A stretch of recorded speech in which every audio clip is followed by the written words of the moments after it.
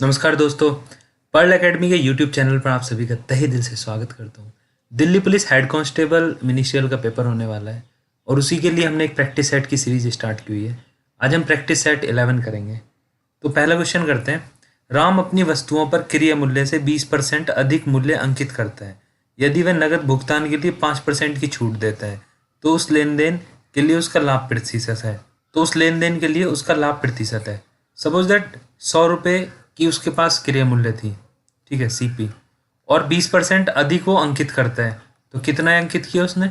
MRP उसने 120 कर दी और कह रहा 5% की छूट देता है। तो इस पर 5% का डिस्काउंट निकाल देता हूँ मैं एमआरपी पे। मैंने आपको बताया डिस्काउंट हमेशा एमआरपी पे निकाला जाता है। तो इसका 5% कितना होगा? 12×5 = 60। तो -6 कर देता हूँ। कितनी वैल्यू आई? 114। तो ये सेलिंग प्राइस आ गई। पूछ रहा है कि लाभ प्रतिशत क्या होगा। देखो 100 रुपये की चीज़ थी, 114 में बेची, तो कितने परसेंट का प्रॉफिट हुआ? 14% का। आंसर कौन सा हो जाएगा आपका? सी आपका आंसर हो जाएगा। सेकंड क्वेश्चन देखते हैं। किसी वस्तु को खरीदने के बाद उसके मूल्य में 10% वार्षिक की गिरावट आती है। यदि यह 3 वर्ष पहले खरीदा गया हो तथा इसका वर्तमान मूल्य 5832 रुपये हो तो खरीदते समय इसका मूल्य क्या होगा? देखो 10% को हम कैसे डिनोट करेंगे? 10% की वैल्यू होती है 1/10। मतलब 10 रुपये में 1 रुपये कम हो गए तो बची कितनी? 9। और ये 3 साल तक चला ये मैटर। तो 10 से 9 और 10 से 9, ठीक है।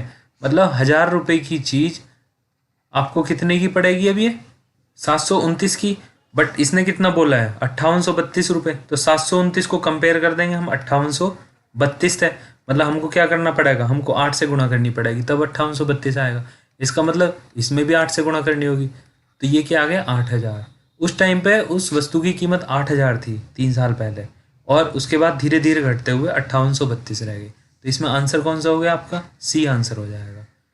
तीसरा क्वेश्चन देखते हैं। चक्रवृद्धि ब्याज की किसी दर से कोई धनराशि 2 वर्ष में 2420 रुपये तथा 3 वर्ष में 2662 रुपये होती है, जबकि ब्याज वार्षिक रूप से संयोजित होता है तो ब्याज की वार्षिक दर है। देखो ये कोई अमाउंट थी जो उसने इन्वेस्ट की थी। 2 साल में कितना हो रहा है? 2420 रुपये। और 3 साल में कितना हो रहा है? 2662 रुपये। और ये कितना? ये तो 1 साल ही है ना। तो 1 साल में एक अमाउंट 2420 से 2662 हो गई। देखो वार्षिक संयोजित होता है, इसका मतलब क्या हुआ कि कंपाउंड इंटरेस्ट और सिंपल इंटरेस्ट 1 साल के अगर आप देखोगे तो वो सेम है।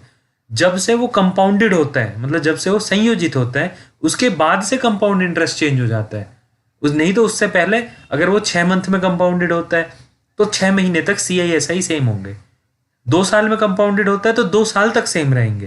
तो यहाँ पे 1 साल तक तो सेम रहेगा। तो अभी आप ये देख लो कि 2420 रुपये से कितना ये इंक्रीज हुआ? ये 240 रुपये इंक्रीज हुआ। तो 240 रुपये ब्याज मिला इसको 1 साल में, और कितने रुपए पे मिला इसको? 2420 रुपये पे। तो ये कितना हो गया? 10। तो 1/10 की वैल्यू क्या आती है? 10%।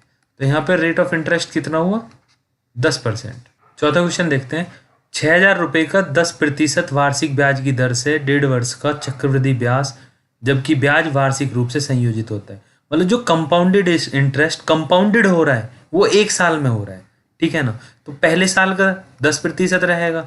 10% की वैल्यू क्या होती है? 1/10।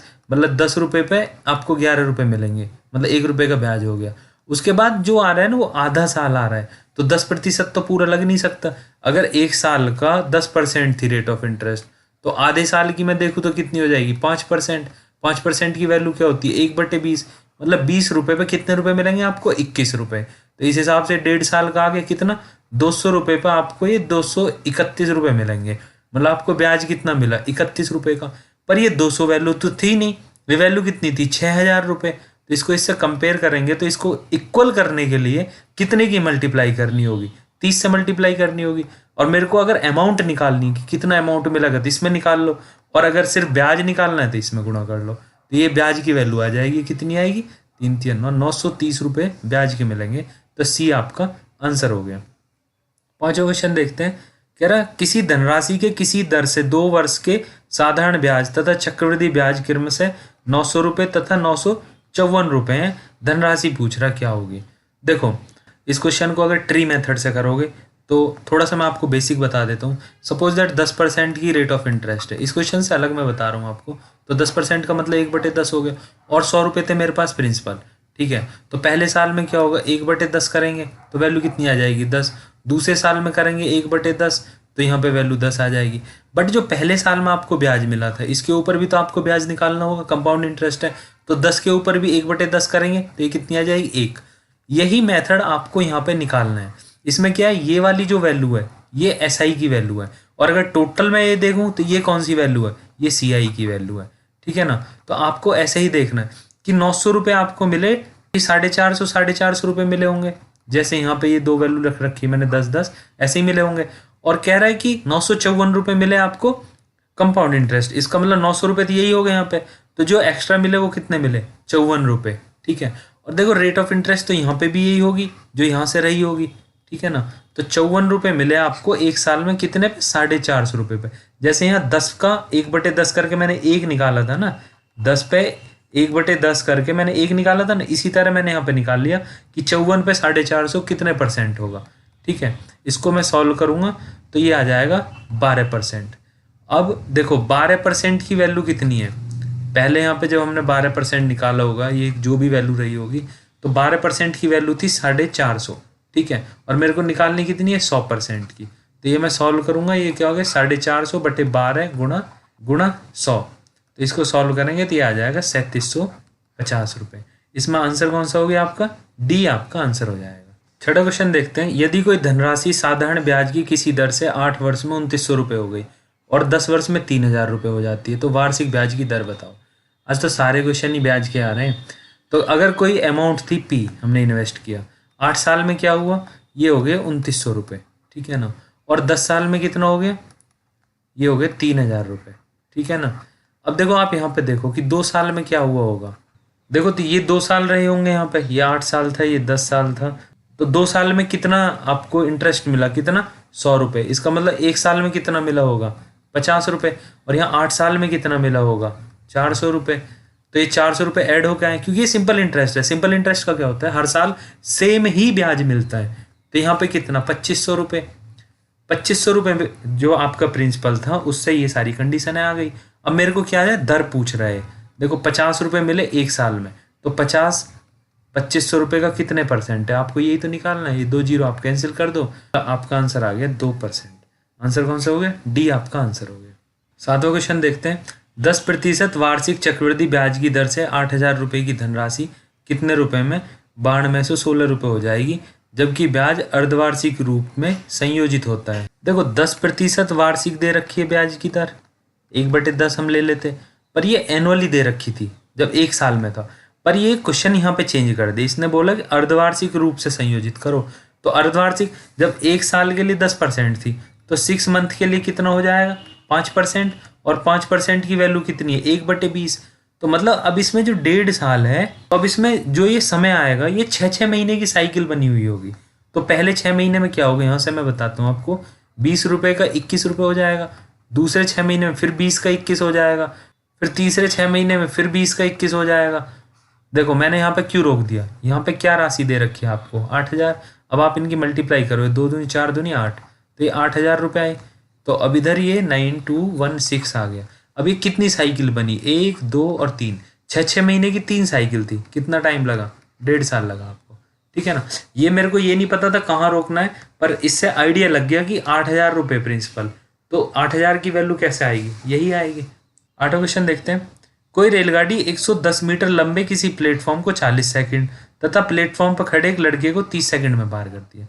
देखो मैंने पिछले पेपर में भी बताया आपको कि जब वो प्लेटफॉर्म को पार करती है, तो ये क्या अपनी लेंथ को तो पार करती है, ये प्लेटफॉर्म की लेंथ को भी पार करती है। पर अगर ये किसी लड़के को पार कर रही है या किसी पोल को पार कर रही है, तो ये सिर्फ अपनी लेंथ को पार करती है। तो इसमें क्या होगा, जो 40 सेकंड में जो इसने 110 मीटर का प्लेटफॉर्म पार किया है, इसमें क्या है कि 30 सेकंड तो इसने अपने आप को पार किया है, क्योंकि लड़के को पार करने में 30 सेकंड लगा रही थी। तो इसने सिर्फ 10 सेकंड में कितनी ट्रैवल की, ये 10 सेकंड में इतनी डिस्टेंस ट्रैवल की है। इससे इसकी स्पीड निकल जाएगी भाई, 110 मीटर वो ट्रैवल किया और कितनी देर में, 10 सेकंड में। तो इसकी स्पीड क्या होगी, 11 मीटर पर सेकंड इसकी स्पीड आ गई। अब पूछ रहा है कि रेलगाड़ी की लंबाई बताओ। तो देखो इसने लड़के को कितनी देर में पार किया, 30 सेकंड में। इसका मतलब इसने अपनी लेंथ को पार किया। तो 11 मीटर पर सेकंड के हिसाब से ये 30 सेकंड में कितना ट्रेवल करेगी, 330 मीटर। इसका मतलब इसकी जो लेंथ है वो 330 मीटर है। देखते हैं, एक रेलगाड़ी एक समान चाल से 122 मीटर लंबे प्लेटफॉर्म को 17 सेकंड में और 210 मीटर लंबे पुल को 25 सेकंड में पार करती है। देखो 17 सेकंड में इसने क्या किया, 122 मीटर का प्लेटफॉर्म पार किया, और 25 सेकंड में इसने क्या किया कि 210 मीटर का पुल पार कर दिया। तो 17 सेकंड में क्या हुआ होगा, उसने प्लेटफॉर्म पार किया होगा और खुद को पार किया होगा। उसके बाद के जो ऊपर के 8 सेकंड थे, जो नीचे वाले कंडीशन में आप आ रहे कि 210 मीटर लंबे इसने पुल को पार किया, तो आप देखो कि 8 सेकंड में कितना मीटर चल रही है। तो ये कितना चल रही है, 88 मीटर, ठीक है ना। तो ये एक्चुअल इसकी जो स्पीड है वो यही है कि 88 मीटर चलने में इसको 8 सेकंड लगते हैं। तो यहाँ से क्या हो जाएगा, 88/8 मतलब 11 मीटर पर सेकंड इसकी स्पीड आ गई। अब ये क्या कह रहा है, इसको किलोमीटर पर आवर में करो। तो किलोमीटर पर आवर करने के लिए क्या करेंगे हम, 18/5 से इसमें मल्टीप्लाई कर देंगे। तो ये क्या आ जाएगा, 39.6 किलोमीटर पर आवर। तो इसका आंसर कौन सा हो गया, डी इसका आंसर हो गया। 10वां क्वेश्चन देखते हैं। बोलते हैं किसी मोटर बोट की शांत जल में चाल 45 किलोमीटर पर घंटा है। यदि धारा के अनुकूल 80 किलोमीटर की दूरी तय करने में मोटर बोट 1 घंटा 20 मिनट का समय लेती है, तो धारा की विपरीत दिशा में उतनी ही दूरी तय करने में कितना समय लेगी। देखो मोटर बोट की खुद स्पीड कितनी है, 45 किलोमीटर पर आवर, ठीक है। मैंने माना कि जो जल है, जो स्ट्रीम थी, धारा थी, उसकी स्पीड कितनी है, x किलोमीटर पर आवर, ठीक है। इसने कितना ट्रेवल किया, 80 किलोमीटर ट्रेवल किया, और ये धारा के अनुकूल गई तो दोनों जुड़ जाएंगी, बोट की और धारा की जो स्पीड थी दोनों जुड़ गई। तो ये कितनी स्पीड होगी, 45 + x, और टाइम कितना लगा इसको, 1 घंटे 20 मिनट। 20 को हम कन्वर्ट कर लेंगे, 20 मिनट को हम कन्वर्ट कर लेंगे घंटे में। तो ये क्या हो जाएगा, 20 से 1/3, तो ये आगे 1 से 1/3, इसको हम सॉल्व कर लेंगे तो ये आगे 4/3। यहाँ से हम x की वैल्यू निकालेंगे। तो 4 से 80 गया 20 बार, और ये हो गया 60 बराबर 45 + x, और यहाँ x की वैल्यू कितनी आ गई, 15। मतलब जो धारा की जो स्पीड है वो है 15 किलोमीटर पर आवर, ठीक है। अभी ये क्या कह रहा है कि धारा की विपरीत दिशा में जाना है, इतना ही ट्रेवल करना है। तो 80 किलोमीटर ट्रेवल करना है और धारा के विपरीत ट्रेवल करना है। तो 45 तो स्पीड थी बोट की और 15 थी धारा की, तो इसमें से इसको माइनस कर देंगे क्योंकि इसके विपरीत जा रहा है। तो ये क्या हो गया, 80/30। इसको हम सॉल्व करेंगे तो ये क्या हो जाएगा, 2 घंटे 40 मिनट इसका आंसर आ गया। 11वां क्वेश्चन देखते हैं। वह सबसे छोटी संख्या बताओ जिसमें 5 जोड़ने पर प्राप्त संख्या 24, 32, 36, 54 से विभाजित होती है। देखो सबसे पहले इनका एलसीएम निकालेंगे, तो इनका एलसीएम निकालते हैं, 24, 32, 36। देखो इनका एलसीएम निकाला, एलसीएम आ गया 864। अभी ये क्या कह रहा है कि उसमें 5 जोड़ने पर, इसका मतलब जो ये संख्या पूछनी चाह रहा है वो 5 कम है। तो इसमें से 5 अगर मैं माइनस करूंगा तो ये कितना आ जाएगा, 859। ये कह रहा है कि 859 है, उसमें 5 जोड़ दिया, तो ये सारी संख्याएं इसको विभाजित करेंगी। तो देखो 859 में 5 जोड़ेंगे तो 864 आएगा, और 864 इन सब का एलसीएम है, इसका मतलब ये विभाजित तो कर ही रहे होंगे। तो इसका आंसर कौन सा हो जाएगा, बी इसका आंसर आ जाएगा। क्वेश्चन देखते हैं कि इसको सॉल्व करना है।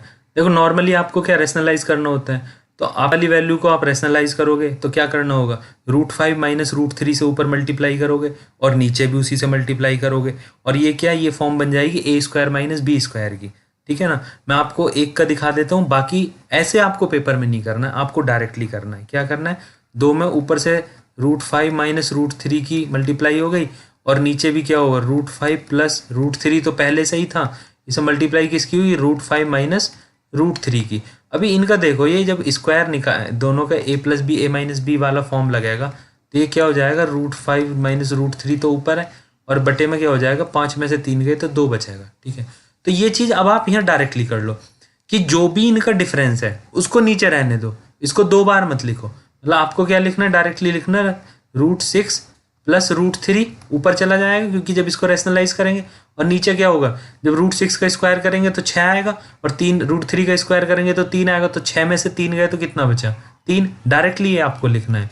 और इधर करेंगे तो ये क्या हो जाएगा, √6 - √5 और बटे में रूट 6 से स्क्वायर करेंगे 6 आया, रूट 5 का स्क्वायर करेंगे 5 आया, तो 6 में से 5 गया 1 आया। तो ये करने की जरूरत नहीं पड़ेगी फिर बार बार आपको। देखो 2 से 2 कट गया, इधर 3 से 3 कट गया, इधर कुछ था ही नहीं। तो रूट 5 माइनस रूट 3, रूट 5 से देखो रूट 5 आपका चला गया और रूट 3 से आपका रूट 3 चला गया। आप यहाँ बचा क्या, रूट 6 प्लस और यहाँ रूट 6, तो इसका आंसर क्या हो गया 2 रूट 6। तो इसका आंसर कौन सा है, ए इसका आंसर हो जाएगा। 13वां क्वेश्चन देखते हैं। बोलते हैं कोई किसान अपनी कुछ गाय थी उनके झुंड को 4 पुत्रों में इस प्रकार बांटता है। पहले पुत्र को पूरी झुंड का आधी गाय दे देता है, ठीक है।